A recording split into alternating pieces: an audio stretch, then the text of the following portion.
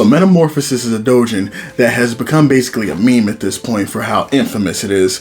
The story is something that once a reader has gone through it, kind of sticks and lingers in the back of their mind, and it's difficult for them to ever really forget.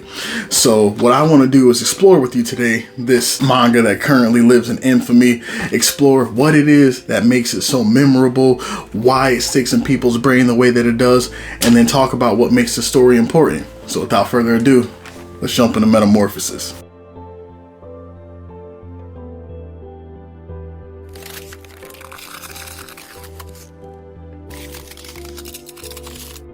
So before we begin, let me just state that this story is certainly not for everyone. Some might even consider it not safe for life, if we're being honest. If you can think of a tag or a theme that can happen to a young girl that shouldn't happen, then it probably happens in this story. And I would advise anybody that is not okay with graphic, dark, or mature material to stay far away from this doujin and stay far away from this video. So that's our disclaimer, and with that being said, I'm gonna jump right into the story. So Saki is a young girl entering her first year of high school. In her last year of middle school, Saki began to hate herself for her shy and introverted personality. She didn't have the most popular clothes, was awkward around others, and as a result, spent most of her time alone. Saki hated the loneliness she felt, so she spoke with her mother, whom she had also grown distant from, and asked her to help her with the makeover. Upon finishing, Saki herself was surprised with the results, and even her serious father cracked a smile at her new appearance. Now, we're going to put a pin in this, and we're going to come back into it later, because it plays a role. With her new look, Saki began high school, and the moment she walked into homeroom, she was turning heads. Boys blushed around her, and girls wanted to hang out with her. Saki's life was finally beginning to look up.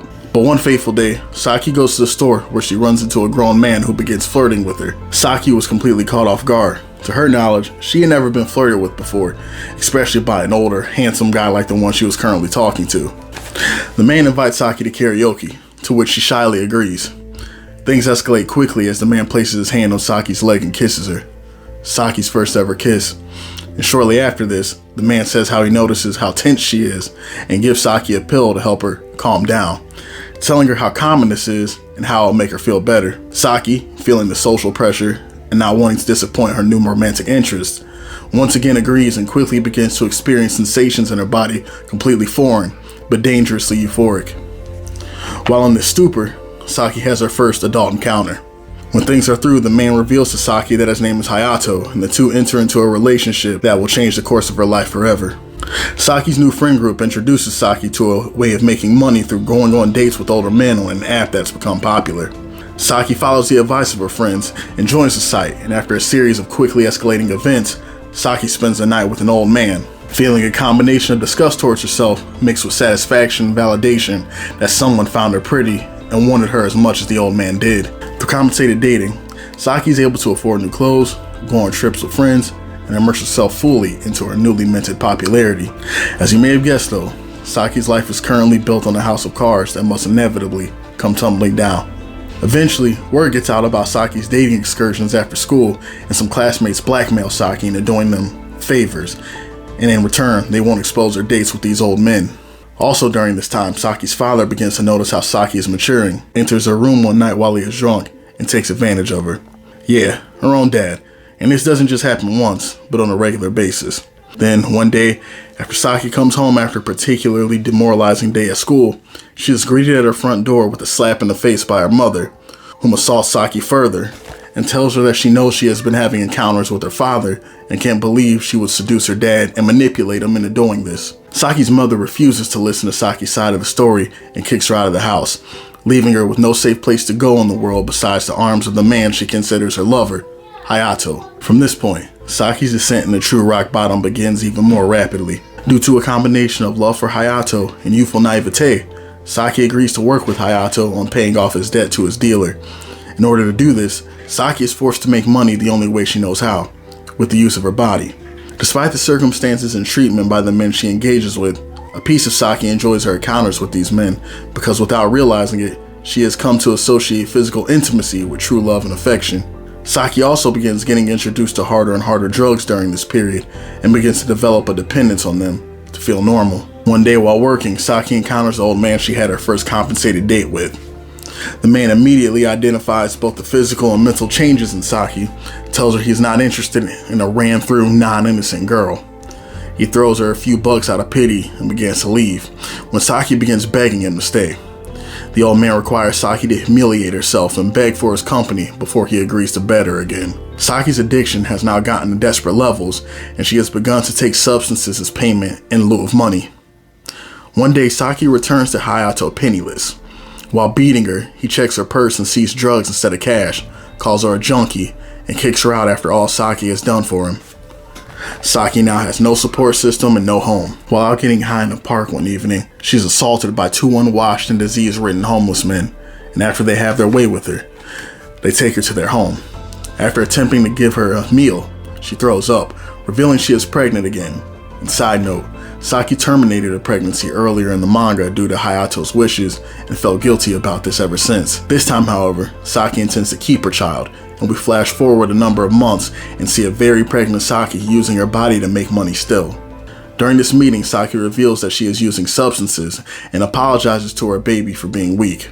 After this, Saki goes to a locker where she can be seen putting money into a large duffel bag, presumably of cash she has saved. Before she can close the locker, a group of students, whom detail-oriented readers will recognize as Saki's old classmates, notice Saki's money, assume that she must have stolen it because she's a smelly bum, and attempt to take the money from her. Saki tries to run away with the money, but the students assault her, kicking her swollen stomach, and even sodomizing her with a bottle. The final moment shows Saki with blood between her legs walking to a public restroom. She looks in the mirror, puts on her glasses, and sees a glimpse of the innocent girl that she used to be. But the metamorphosis is short-lived as she sees her current self, and she becomes hysterical and headbutts the mirror, shattering it. Deciding that she has reached her limit, Saki decides to overdose with one last hit. In her final moments, she imagines herself healthy with a beautiful daughter whom she tells about her teenage years when she did not know how to love herself, and how her daughter's birth was the catalyst for her to go on living and change. Saki's daughter tells her she loves her. The scene then cuts to Saki's blood-covered glasses and her lifeless body gently smiling as the manga comes to a close. I'll give everybody a second to breathe because God knows you need it after reading this thing. Then we're going to jump into what makes Metamorphosis special. You good? Alright, let's break it down. So if you've been on the internet for any length of time, you have encountered something that has shocked or disgusted you. Manga and doujin as an artistic medium are especially rife with gory and shocking stories, to understate it drastically. But what I feel sets Metamorphosis apart are its length and its realism. ShindoL crafts an undeniably epic and engrossing narrative in Metamorphosis, and by the end of the story, we feel as though we really know Saki. ShindoL took his time in the narrative to really craft Saki into a living, breathing entity. We know her likes, dislikes, fears, and have watched her transition from a naive middle school girl into a young woman who has experienced more than she should have ever had to. This isn't some 15 to 20 page shock manga that falls flaccid because we never got to know the characters.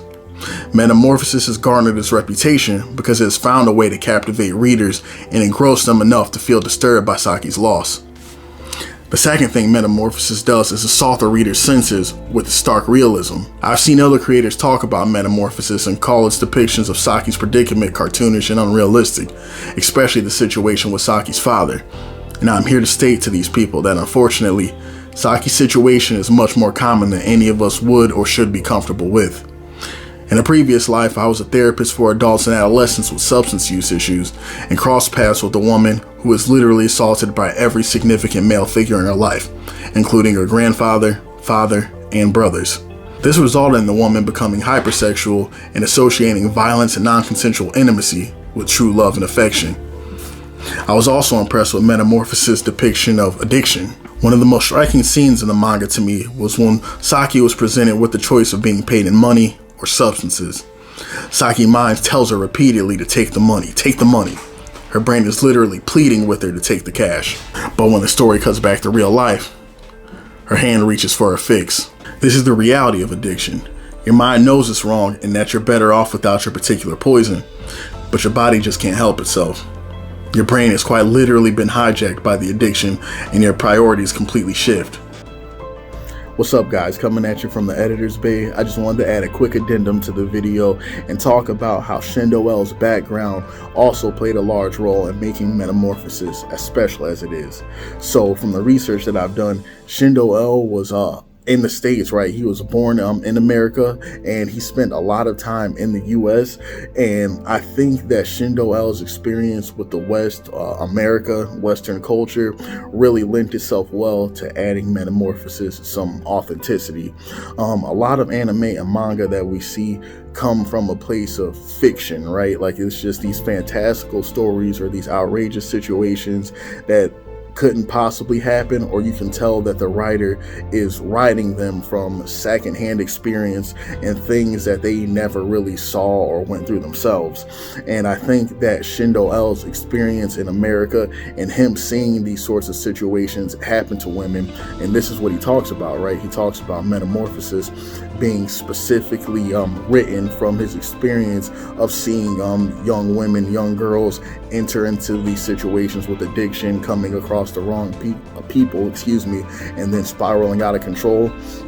This level of authenticity and real life experience is something that I feel like adds an air of heaviness and legitimacy to Metamorphosis that sets it apart from so many other manga, doujinshi, and everything else that we see too. So I just wanted to put how ShindoL is he's kind of set apart from many other mangaka, right? From his own personal background and his experiences with both the East and the West, and I thought that that was important to add in there. So thank you, guys. Back to the video. To conclude, Metamorphosis is a meditation on seeking validation from the outside world. Saki's pain revolved around the fact that she believed she needed other people or other things outside of herself to be complete. She came to see too late that only through internal validation could she find inner peace, and that seeking happiness and change through others is an endless chase that only ends in pain.